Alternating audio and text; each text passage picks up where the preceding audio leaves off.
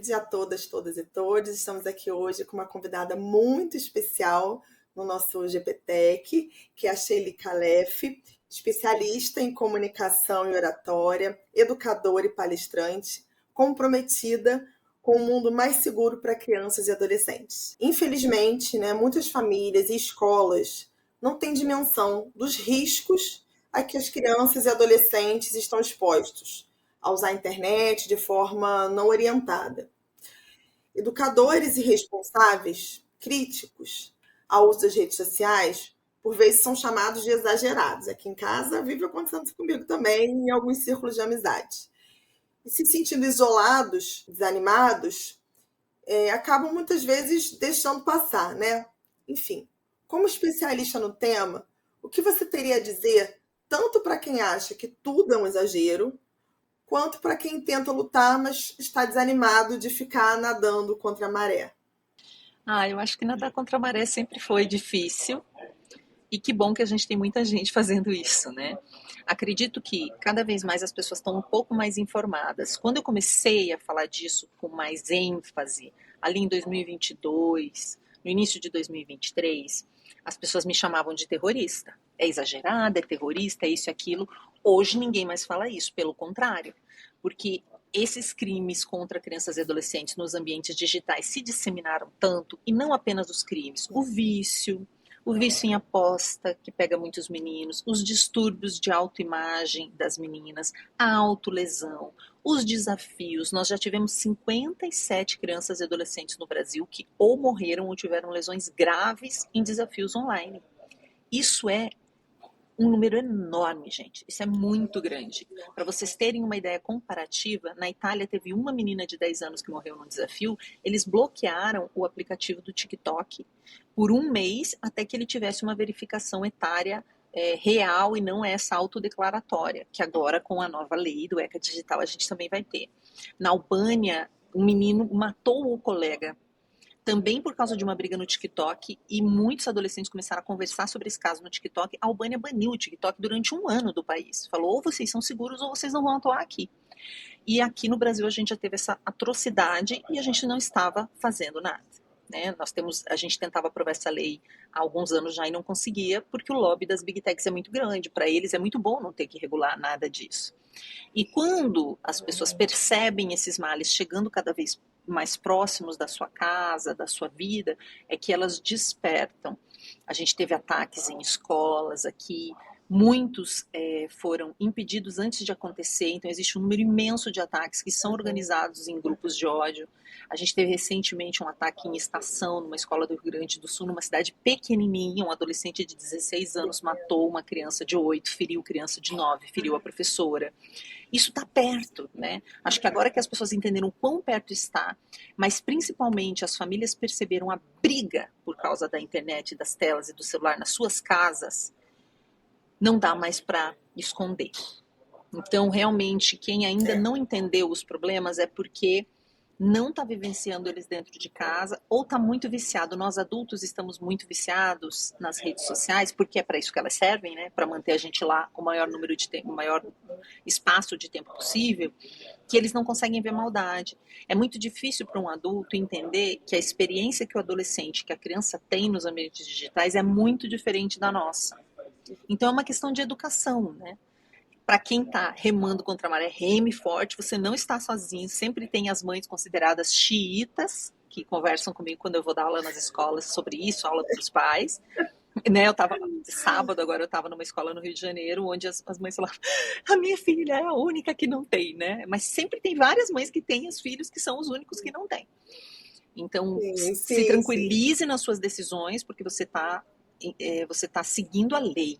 Você está fazendo as coisas no melhor interesse da criança, não do seu. E caso você tenha dado, você sempre pode reorganizar isso para ficar mais saudável para todo mundo, né? Então, para mim, os desafios são esses, as pessoas compreenderem realmente. E existe uma classificação internacional, já que muitos estudantes vão nos assistir, dos riscos online aos quais crianças e adolescentes estão expostos, que é a chamada tabela CORE. CORE, é fácil de encontrar ela por aí.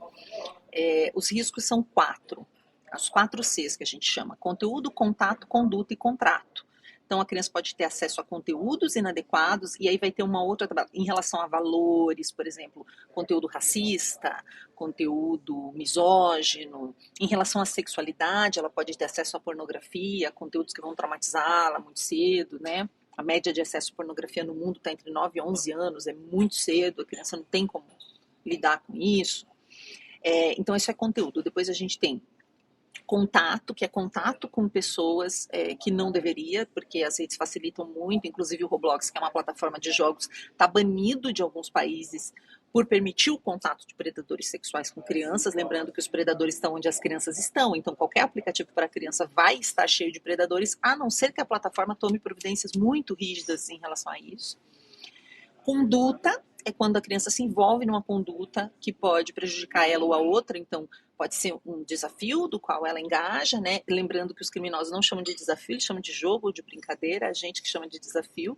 Ou um cyberbullying, por exemplo, né? Onde ela vai maltratar um colega ou ser maltratada por outras crianças. E depois contrato, que são contratos perniciosos, inclusive o próprio contrato com uma rede social, porque será que uma criança tem habilidade de discernir, de falar lá, eu aceito nas caixinhas desse contrato, né? A gente assina um contratinho ali com cada rede social, com muitas letrinhas miúdas, e eu sempre pergunto, né, com que idade uma criança ou uma pessoa no Brasil pode assinar um contrato com uma empresa? Geralmente a pessoa fala 18, né? Um jovem aprendiz, talvez com 16, supervisão de uma instituição, mas a gente tem ali crianças de 10, de 8, de 9, acessando esses ambientes. Sim. E você trouxe um ponto, Shelly, no seu diálogo, na sua resposta, que para nós é muito importante, né? O nosso grupo, ele articula tecnologia, educação e cultura. Então, pensar, né, como esses três pontos precisam se articular nesses usos. As tecnologias estão aí, mas é preciso regulamentar as big techs, é preciso ter uma cultura de uso das mídias, uma cultura de discussão, de conversa em casa.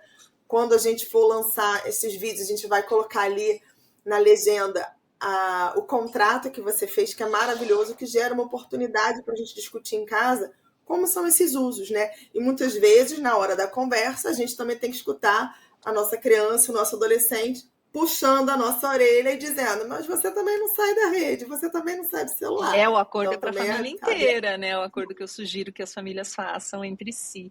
E sabe, em relação à cultura, tem essa tabela dos riscos internacional, que é para classificar, para todos os países poderem classificar do mesmo jeito, né? Conteúdo, contato, conduta e contrato. Mas eu tenho uma tabelinha até que eu desenvolvi que chama-se tabela NOICS. É NOIS, que é conduta, conteúdo, contato, conduta e criatividade. Que são as coisas positivas, porque existem as coisas positivas. Se a gente não reconhecê-las, vai ser difícil ter uma conversa eficiente, principalmente com os mais novos.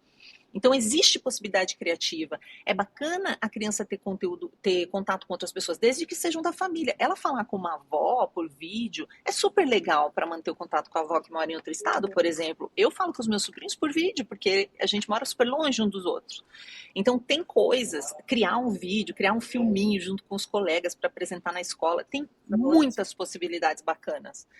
Mas tem esse lado muito prejudicial, que se a gente não fica atento é o que domina, né? Maravilha, Shelly. Muitíssimo obrigada. Se quem está assistindo a gente fez a barbaridade de ainda não seguir a Shelly nas redes sociais, siga, acompanhe, que ela posta conteúdo maravilhoso todos os dias. A gente tem que controlar o nosso tempo de tela para não assistir tanto. Importante. Mas muitíssimo obrigada. Espero que esses nossos vídeos aqui gerem muitos debates e repactuações, recombinados, negociações, para que a gente tenha vivências mais corporificadas por um Brasil mais justo, sem desigualdade de gênero, sem violência sexual para crianças, meninas, meninos, adolescentes aqui. Obrigada, Shelly, pelo seu tempo. Obrigada eu, gente. Até.